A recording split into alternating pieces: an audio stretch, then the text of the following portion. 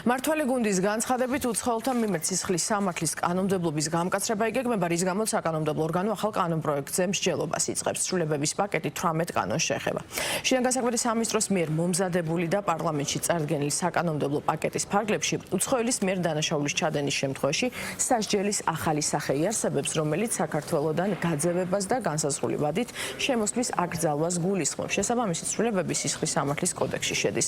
სასჯელის სახით დანიშნულ საქართველოში შემოსვლის აკრძალვაზე დანაშაულთა კატეგორიის მიხედვით განსხვავებული ვადებით გინდება.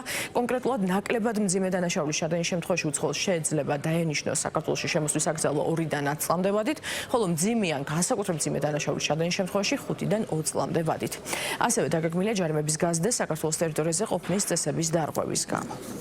ქართული ოცნების პირობებში რა განზრახვადებს, იმიტომ რომ ის საკანონმდებლო პაკეტები, რომელსაც ქართული ოცნება იღებს, არის რეპრესიული დანიშნულების მატარებელი როგორც წესი და ამასაც სავარაუდოდ რაღაც ესეთი დანიშნულება აქვს. ეხლა მე სიღრმეებში ვერ შევალ, არ ვიცნობ თავად ამ საკანონმდებლო ინიციატივას. ზოგადად ამ საკანონმდებლო ინიციატივაში მე ვერაფერს ცუდს ვერ ხედავ, მაგრამ ქართული ოცნება დარწმუნებული ვარ, მოახერხებს და უარყოფითად გამოიყენებს. ზოგადად სისხლის სამართლის გამკაცრება, სისხლის სამართლის პოლიტიკის გამკაცრება იმ ხელისუფლების, ეგრეთ წოდებული ხელისუფლების მხრიდან, რომელიც საკუთარ მოქალაქეებს იქცევა ისე როგორც ექცევა სცემს ქუჩაში და ამის გამო მე არავის არ სჯის, ხო, ბუნებრივია კითხვის ნიშანს აჩენს ნებისმიერი მსგავსი გადაწყვეტილების მიმართ. არსებობს გამოწვევები უცხოელებთან დაკავშირებით, რომლებიც არიან საქართველოში და ჩვენ ნახეთ სამწუხაროდ ძალადობრივი აქციების დროს რამდენიმე უცხოელი იქნა დაკავებული.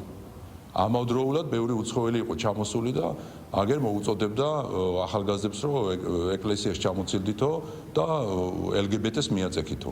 სხვათა შორის ეს არის უცნაური, რომ წინასააღდგომოდ ამ აქციების ზოგიერთი ლიდერი ამბობდა, რომ სანთლებით ხელში შევხვდეთ ქაშვეთის წინ აღდგომასო და ეს ხალხი იყო, რომელიც ტაშს უკრავდა მიხაილ როთს, რომელიც აგინებდა ქართულ ეკლესიას. ესეთი ურთიერთსაწინააღმდეგო პრინციპების მქონე ხალხია და რა თქმა უნდა, მათი მომავალი ბუნებრივია საქართველოში არ იქნება. სახელმწიფო შინაგან საქმეთა სამინისტრო, სახელმწიფო უსაფრთხოების სამსახური ყველაფერს აკეთებენ იმისას, რომ ქვეყანაში იყოს დაცული მშვიდობა და სტაბილურობა და ამ გამოწვევებს ჩვენ ღირსეულად უპასუხოთ. რაც შეეხება მეორე საფრის, აქაც გახსოვთ თქვენ, რომ იგივე უცხოური ქვეყნის მოქალაქეები იყვნენ ღიად ჩართული ქვეყნის შიგნით სხვადასხვა პოლიტიკურ პროცესებში, გახსოვთ არაერთი ქვეყნის მოქალაქე, რომელიც იგივე მონაწილეობდნენ ძალადობრივ აქციებში, ესეც რა თქმა უნდა ქვეყნის უსაფრთხოებიდან გამომდინარე არის ასეთი გადაწყვეტილებები მიღებული და რა თქმა უნდა საქართველოს პარლამენტი ნებისმიერ ასეთ ინიციატივას, რომელიც განამტკიცებს ქვეყანაში უსაფრთხოებას და სტაბილურობას იქნება მხარდაჭერილი.